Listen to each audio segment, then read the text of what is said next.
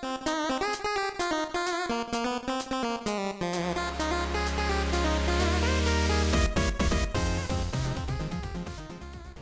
there everybody, this is Ed and welcome back to another edition of Bagel and Booze. And today, well, we got something a little bit different.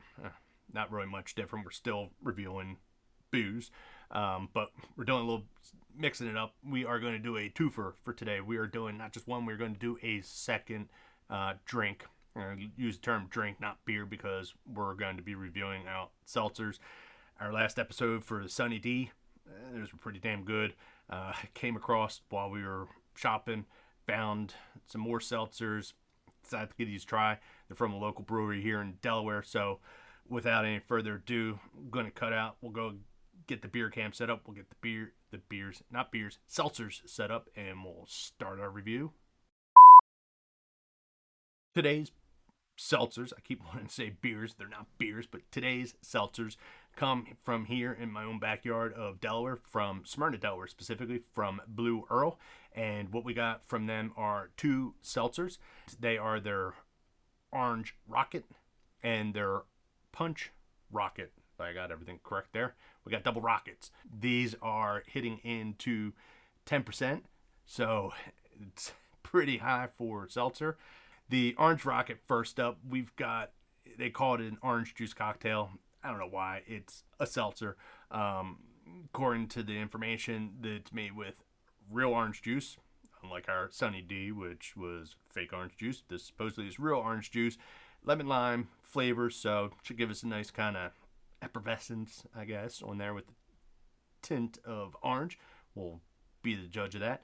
And then our second one with the Punch Rocket, it is a fruit punch hard seltzer. This one is made with real pineapple, again, blood oranges, and a citrus flavor. So we got two kind of, similar styles, but, they'll be a little bit different, and we'll line them up, see which one's better. But before we get into that, it's not a bagel and booze unless we got our the more you know moment.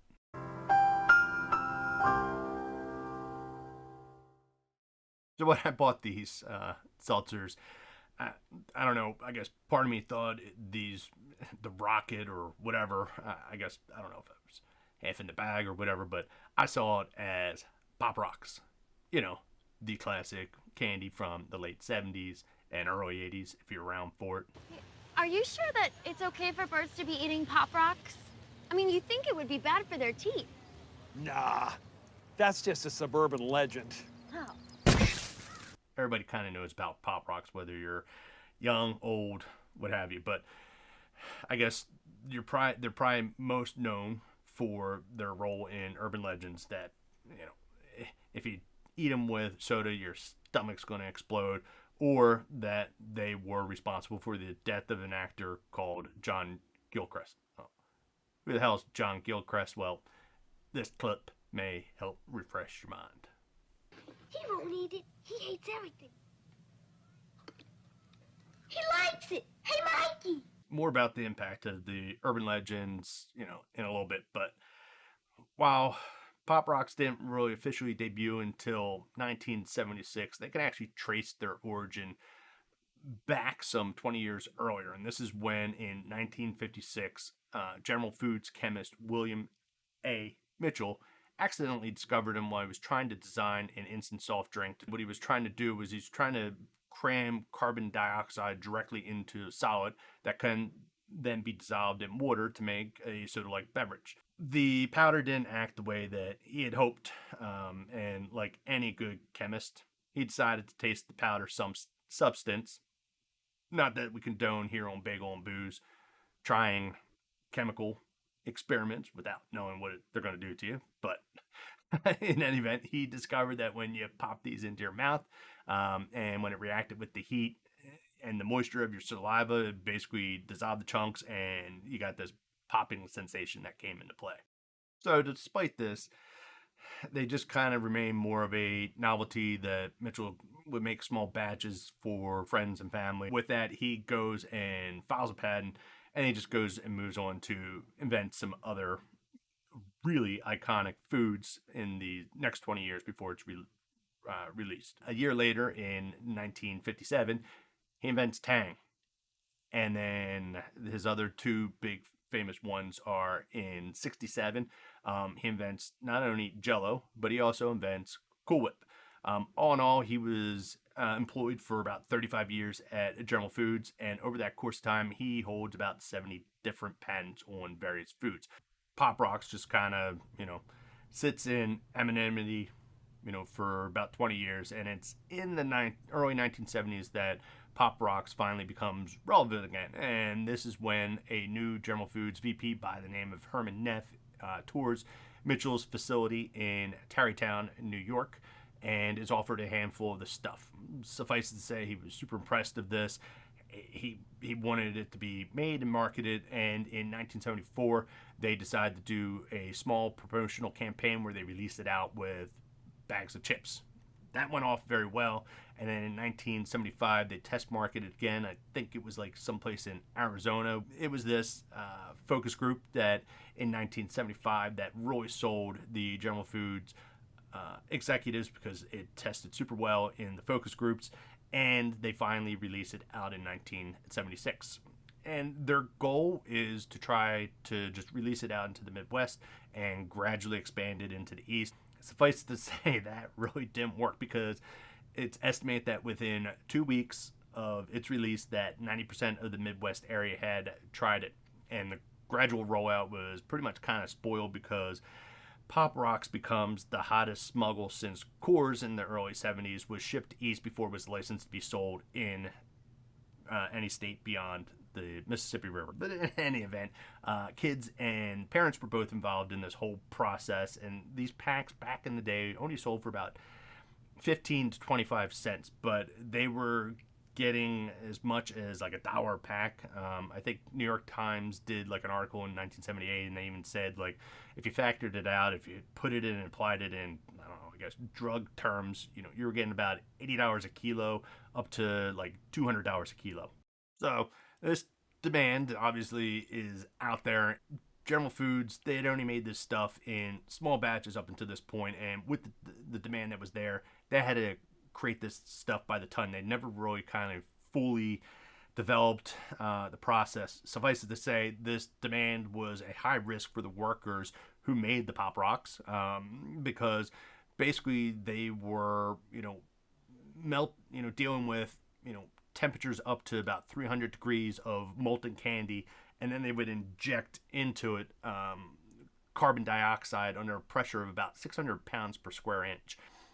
Workers, because of this, had to wear moonlight type suits to avoid the burns and injuries. So despite all of this, in the legal black market, the dangers, whatever, General Mills in its first year managed to move $100 million worth of product. I guess I probably should use a little better term. We're not moving drugs, we're moving candy. We're selling candy. We're not moving candy, we're selling candy.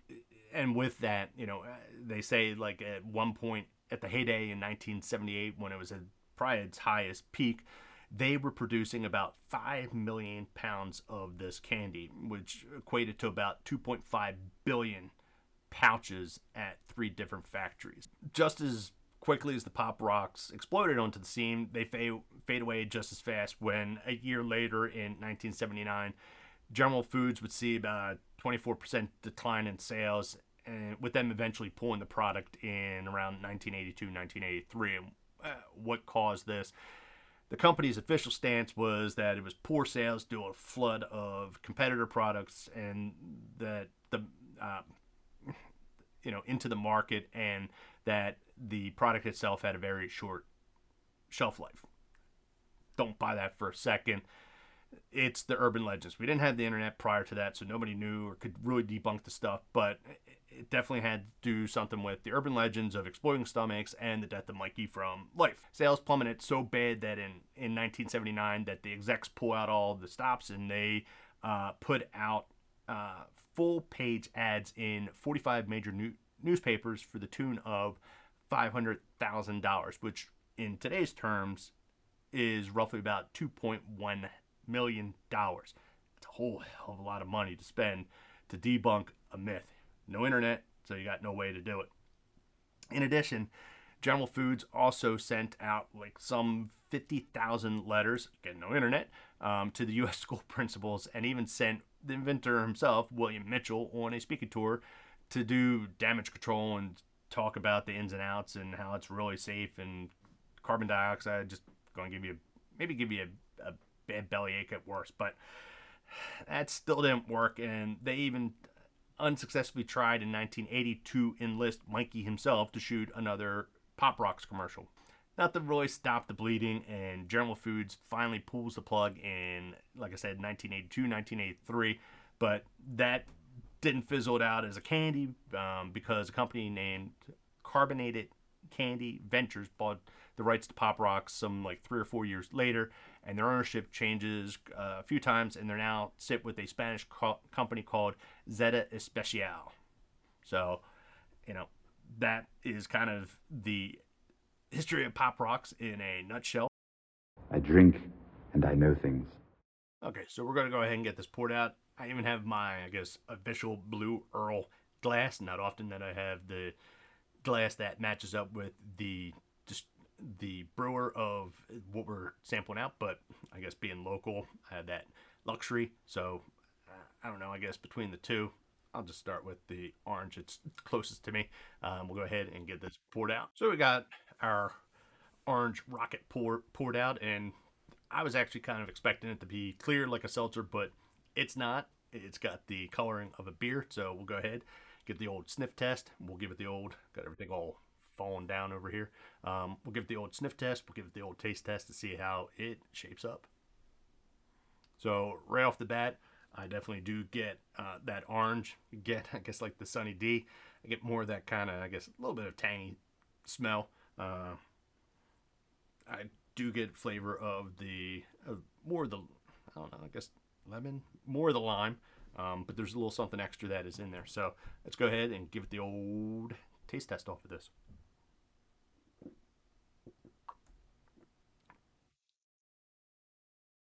So that definitely is interesting. Not getting anything kind of overpowering off of this. I get the orange coming through. Get that nice pop of the carbonation that's in there.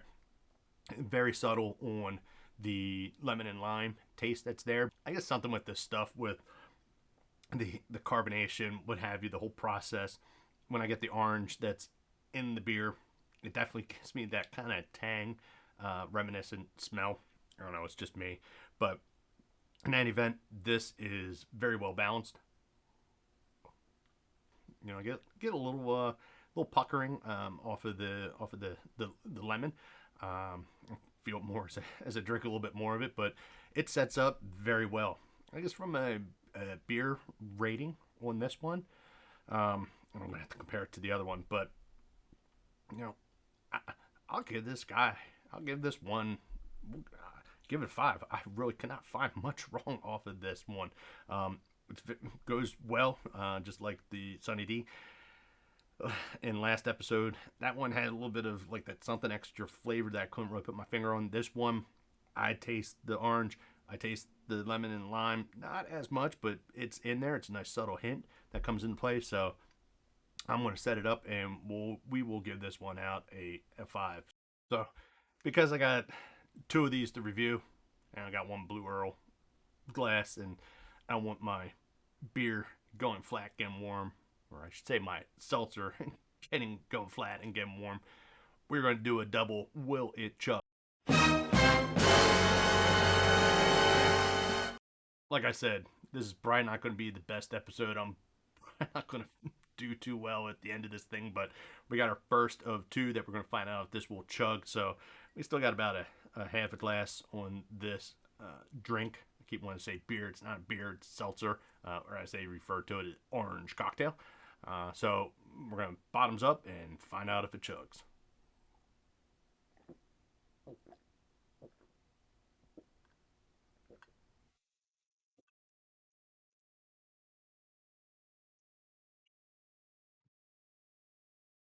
Yes, I guess barely, but it does.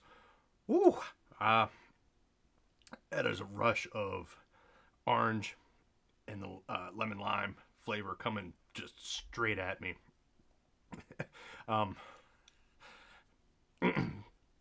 Trying to catch my breath off of that. It got a little tough at the end, but it did.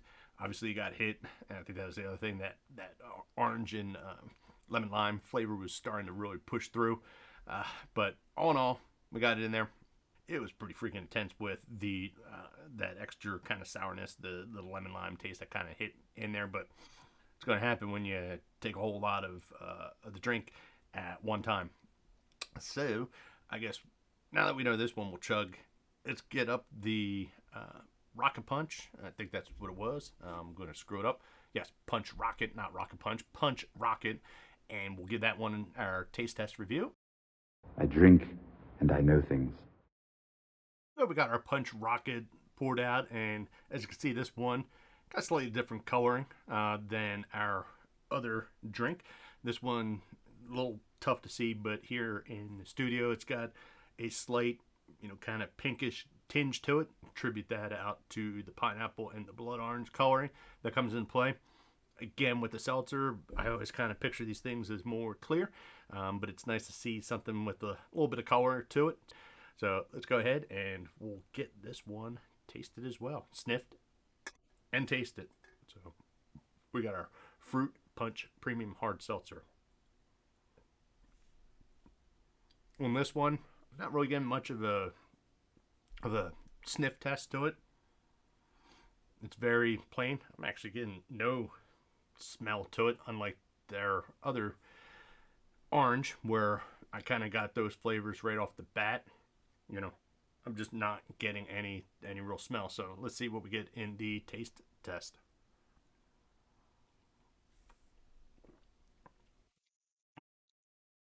So this one's this one's a little bit more, I don't know, subtle. Flavors in this one are definitely more muted. Nothing's popping out. Again, there's supposed to be a blend of pineapple and blood orange and citrus.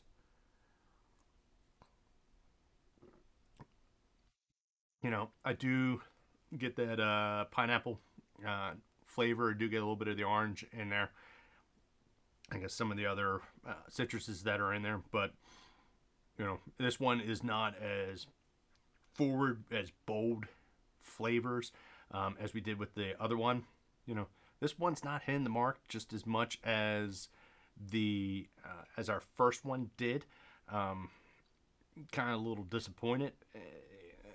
I had high hopes for this one after our first sample.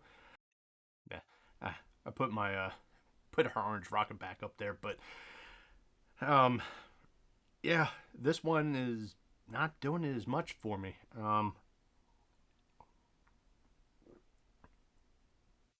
It's pretty plain. It's pretty, I don't know, bland to me.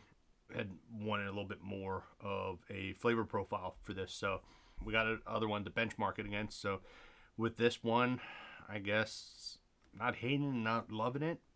We'll give this one right down the middle. We will give this one a 3. So today's winner definitely is the Orange Rocket. Gotta keep looking over. I don't know why, but in any event, that one definitely outperforms, the Punch Rocket. I guess maybe, they're obviously meant to be, I guess, kind of brewed a little different, hence the labeling, with one being an orange cocktail, the other one being a premium seltzer. But even in the grand scheme of things of like a seltzer, for this guy, doesn't jump out to me.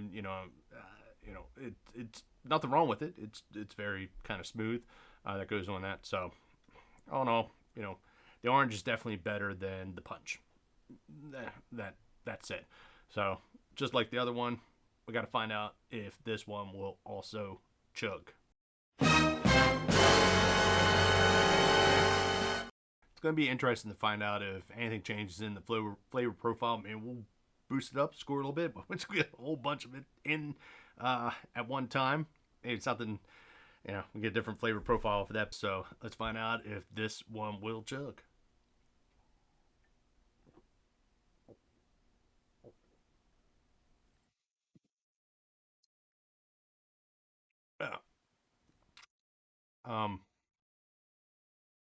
No, I don't know if that's again for me, but just the taste coming through. Again, a lot more of that pineapple that comes through. I think, I'm not a big fan of pineapple. I can handle it, but just overall, I couldn't. So we'll finish it out.